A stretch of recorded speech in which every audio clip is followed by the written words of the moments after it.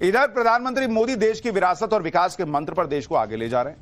दूसरी तरफ कांग्रेस अभी उसी राजनीति में फंसी हुई है जिसकी वजह से उसने दिल्ली में शून्य की हैट्रिक लगाई। कांग्रेस की सुई तुष्टीकरण की राजनीति में अटकी हुई है।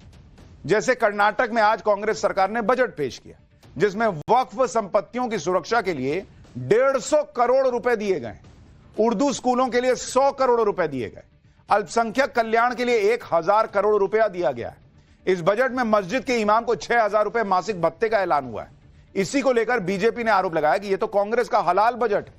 एक बार बीजेपी नेता सुधांशु त्रिवेदी को सुनिए वो क्या कह रहे हैं, फिर आपको बताऊंगा पीएम मोदी कल महिला दिवस पर वो करने वाले हैं जो आज से पहले दिल्ली में कभी नहीं हुआ। कर्नाटक में आज बजट में ये हुआ है ऐलान कि वहाँ के जो इमाम होंगे मस्जिद के उनको 6000 रुपए सैलरी जो है वो दी जाएगी। नहीं, औरंगजेब का गुणगान करने वाले लोगों के साथ यह अपेक्षा की जा सकती है। झारखंड में भी ये हुआ है कि देखिए सबकी धार्मिक भावनाओं का सम्मान है, परंतु आप रमजान में कह रहे हैं 4 बजे छुट्टी हो जाएगी 1 महीने तक। कांग्रेस तुष्टीकरण की राजनीति में फंसी है। उधर पीएम मोदी नए नए इतिहास रच रहे हैं। कल विमेंस डे, महिला दिवस, और इस मौके पर पीएम मोदी ऐसा काम करने जा रहे हैं जो आज तक नहीं हुआ। देश में पहली बार पीएम मोदी के कार्यक्रम की पूरी सिक्योरिटी सिर्फ और सिर्फ महिलाओं के हाथ में होगी कल। यानी पीएम मोदी की सुरक्षा की पूरी जिम्मेदारी कल महिलाओं के कंधे पर होगी विमेंस डे पर। कल गुजरात के नवसारी जिले में पीएम मोदी का बड़ा कार्यक्रम है। इस कार्यक्रम में सुरक्षा की A to Z जिम्मेदारी गुजरात पुलिस की महिला ब्रिगेड संभालेगी। हेलीपैड पर सुरक्षा से लेकर रूट तय करने तक हर चीज महिला पुलिसकर्मी संभालेंगी। कार्यक्रम में 2165 महिला कांस्टेबल तैनात होंगी, 187 महिला PSI, 61 महिला PI और 5 महिला DSP तैनात रहेंगी। इसके अलावा 1 महिला IGP पुलिस और 1 महिला ADGP को लगाया गया है प्रधानमंत्री की सुरक्षा के काम में। होम सेक्रेटरी निपुणा तोरवाने भी तैनात रहेंगी। पीएम मोदी नवसारी में लखपति दीदी सम्मेलन में शामिल होने जा रहे हैं। कार्यक्रम में 1 लाख से ज्यादा महिलाएं भी शामिल होंगी। मतलब महिलाओं को पूरा सम्मान महिला दिवस पर दिया जाएगा कि आप कितनी सशक्त हैं। यह मैसेज जाएगा जब पूरी महिला ब्रिगेड सिर्फ जो है वो प्रधानमंत्री की सुरक्षा में लगी हो। वैसे जो महिला दिवस पर महिलाओं को सम्मानित करने के कई कार्यक्रम होते हैं, कई मंचों पर महिलाओं की तारीफ होती है, भाषणबाजी होती है, यही खाना पूर्ति पीएम मोदी भी कर सकते थे। लेकिन पीएम मोदी के काम करने का तरीका अलग है। वो जो काम करते हैं ये सुनिश्चित करते हैं कि इसका मैसेज दूर तक जाए। और प्रधानमंत्री की सुरक्षा से बड़ी सिक्योरिटी जिम्मेदारी तो कोई है नहीं इस वक्त। इसलिए यह जिम्मेदारी पूरी तरह से सिर्फ महिला अधिकारियों को सौंपकर पीएम मोदी नारी शक्ति का बड़ा मैसेज कल देंगे। इतना ही नहीं, महिला दिवस पर पीएम मोदी अपना सोशल मीडिया अकाउंट भी महिलाओं को हैंडल करने के लिए देंगे। नमो ऐप पर पीएम मोदी ने कुछ सशक्त महिलाओं को इस जिम्मेदारी को संभालने के लिए चुना है। प्रधानमंत्री मोदी अगर लगातार चुनाव जीत रहे हैं, चाहे लोकसभा हो या फिर राज्य के चुनाव हो, तो उसमें महिलाओं की बड़ी भूमिका भी रही। खुद प्रधानमंत्री मोदी कई बार यह कह चुके हैं कि मातृशक्ति के बिना देश आगे नहीं बढ़ सकता। अपनी चुनावी जीत को भी पीएम मोदी महिलाओं को समर्पित करते रहे। और इसका दूसरा पहलू यह भी है कि पीएम मोदी की लोकप्रियता पुरुषों की तुलना में महिलाओं में ज्यादा है। यह बात सामने आई है इप्सॉस इंडिया के एक सर्वे में, जिसके मुताबिक 64% पुरुष प्रधानमंत्री मोदी के काम का समर्थन करते हैं, लेकिन महिलाओं के लिए यह आंकड़ा 72% का है। 72% महिलाएं पीएम मोदी के काम का समर्थन करती हैं। यानी पुरुषों की तुलना में 8% ज्यादा महिलाएं पीएम मोदी का समर्थन करती हैं, उनके काम का समर्थन करती हैं। और इसीलिए कई बार विमेन वोटर को पीएम मोदी का सीक्रेट वोटर कहा जाता है। पीएम मोदी को महिलाओं का भर भर के आशीर्वाद इसलिए मिलता है क्योंकि वो जानती हैं कि पीएम मोदी देश के लिए क्या कर रहे हैं, महिलाओं के लिए क्या कर रहे हैं। आज पीएम मोदी गुजरात के सूरत में थे। वहां उन्होंने फूड सिक्योरिटी सैचुरेशन कैंपेन जो है उसको लॉन्च किया। इस योजना के तहत खास तौर पर एक अभियान चलाया गया है और उन वर्गों की पहचान की गई है जिन्हें सबसे ज्यादा सरकारी सहायता की जरूरत है। ऐसे लोगों के नाम योजना में जोड़े गए और इसमें बड़े पैमाने पर महिला लाभार्थी थी। लाभार्थियों की पहचान उनका धर्म देखकर नहीं की गई, बल्कि उनकी जरूरत के अनुसार सरकार खुद उन तक पहुंची। इसलिए पीएम मोदी ने कहा कि इस तरह की योजना सुनिश्चित करती है कि ना कोई छूटेगा ना कोई रूठेगा। एक बार पीएम को सुनिए।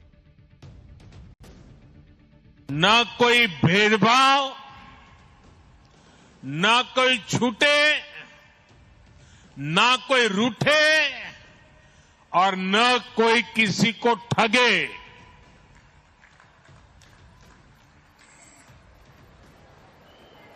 ये तुष्टीकरण की भावना को छोड़ करके, उन कुरीति को छोड़ करके संतुष्टीकरण की पवित्र भावना को आगे बढ़ाता है। जब सरकार ही लाभार्थी के दरवाजे जा रही है तो फिर कोई छूटेगा कैसे? और जब कोई छूटेगा नहीं तो कोई रूठेगा भी नहीं। और जब सोच ये हो कि हमें सब तक लाभ पहुंचाना है तो ठगने वाले भी दूर भाग जाते हैं। प्रधानमंत्री मोदी भी गुजरात में हैं और राहुल गांधी भी गुजरात में। दोनों नेताओं के गुजरात आने से राजनीति का फोकस गुजरात पर शिफ्ट हो गया। एक हफ्ते में यह पीएम मोदी का दूसरा गुजरात दौरा है। राहुल गांधी भी 2 दिन के दौरे पर गुजरात आए हैं। शुक्रवार की सुबह राहुल गांधी अहमदाबाद आए। राहुल गांधी ने गुजरात कांग्रेस के नेताओं के साथ मीटिंग की। शनिवार को राहुल अहमदाबाद में पार्टी कार्यकर्ताओं को संबोधित करेंगे। राहुल गांधी ऐसे वक्त में गुजरात आए हैं जब 1 महीने बाद अप्रैल में एआईसीसी का सेशन अहमदाबाद में होने वाला है। गुजरात में कांग्रेस का राष्ट्रीय अधिवेशन 64 साल पहले हुआ था। इस कार्यक्रम में देश भर से कांग्रेस के नेता जुटेंगे। वैसे तो इस तरह के कार्यक्रम या तो दिल्ली में होते हैं या उस राज्य में जहां चुनाव नजदीक हो, लेकिन गुजरात में 2027 में विधानसभा चुनाव है। फिर भी कांग्रेस अपना राष्ट्रीय अधिवेशन गुजरात में कर रही है। इससे राहुल गांधी ये मैसेज दे रहे हैं कि उनके फोकस में गुजरात टॉप पर है। लोकसभा चुनाव के बाद राहुल गांधी गुजरात गए थे। वहां राहुल गांधी ने कहा था कि लिख कर रख लो, उनका इंडिया गठबंधन गुजरात में बीजेपी को हरा देगा। हालांकि तब से अब तक काफी चीजें बदल गई हैं। उनका इंडी गठबंधन ही बचा नहीं है, ऐसा लग रहा है। शायद इसी वजह से राहुल गांधी गुजरात में ज्यादा जोर लगा रहे हैं। वो 2 साल पहले से ही तैयारी में जुटना चाहते हैं। यह भी ध्यान देने वाली बात है कि अभी कुछ दिन पहले ही गुजरात में लोकल चुनाव के नतीजे आए, जिसमें आम आदमी पार्टी को भी कुछ सीटें मिली। शायद गुजरात में अरविंद केजरीवाल की पार्टी के बढ़ते कद ने भी राहुल गांधी को टेंशन दे दी। उनको भी लग रहा है कि भाई जैसे दिल्ली में अभी केजरीवाल को निपटा दिया गया है, गुजरात में यही सही समय है जब केजरीवाल को कमजोर कर दिया जाए। गुजरात में साल 2022 के चुनाव में भी आम आदमी पार्टी ने 5 सीटें जीती थी और 13% का वोट शेयर लिया था। यानी गुजरात में राहुल गांधी को सिर्फ पीएम मोदी ही नहीं बल्कि अरविंद केजरीवाल से भी चुनौती मिलती रही है और शायद इसीलिए वो गुजरात में फोकस कर रहे हैं। पाठशाला में अब अगली क्लास। होली के रंग में रंगे सीएम योगी। जुमे के दिन वो किया कि मौलाना ब्रिगेड में हड़कंप मच गया। संभल में पुलिस पर जो पत्थर चले, उन पत्थरों के साथ योगी ने वो काम किया जो कोई सोच भी नहीं सकता।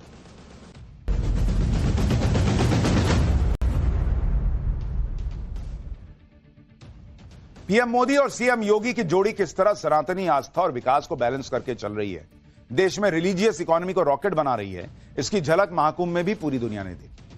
महाकुंभ ने न सिर्फ प्रयागराज बल्कि अपने आसपास बसे काशी और अयोध्या में भी लोगों की जिंदगी बदल के रखी। और अब सीएम योगी ने रिलीजियस इकोनॉमी के इसी मॉडल को मथुरा में भी लागू करने का प्लान बनाया है।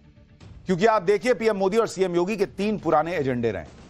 भाई, एक तो अयोध्या का था, वो सबको पता है। फिर काशी में जो हुआ वो सबने देखा। अब मथुरा की बारी है। अयोध्या और काशी का कायाकल्प हो चुका है और महाकुंभ ने प्रयागराज को भी तीर्थों का राजा बना दिया। अब बारी मथुरा की है, जिसका कायाकल्प करने के लिए सीएम योगी ने होली के मौके को चुना। आज योगी आदित्यनाथ ब्रज भूमि पहुंचे। जिस तरह उन्होंने पूरे देश को महाकुंभ आने का न्योता दिया था, उसी तरह पूरे देश को ब्रज की होली में आने का न्योता दे दिया, वो भी अपने अंदाज में। सीएम योगी ने यह ऐलान ऐसे वक्त में किया जब वो यूपी के संभल में भी सनातन का गौरव लौटाने की मुहिम में जुटे। संभल में पुलिस पर जो पत्थर चले थे बॉस, उन पत्थरों के साथ भी योगी ने कुछ ऐसा किया है कि कोई सोच नहीं सकता। इस सब के बीच इस बार संभल में भी 46 साल बाद ऐतिहासिक होली की तैयारियां चल रही। संभल में होली के रंग में भंग न पड़े, इसके लिए योगी की पुलिस भी एक्टिव हो गई है। दूसरी तरफ मोदी योगी के विरोध वाला इकोसिस्टम भी एक्टिव है। यूपी में होली पर मचे घमासान का ट्रेलर देखिए, फिर पूरी बात बताता हूं।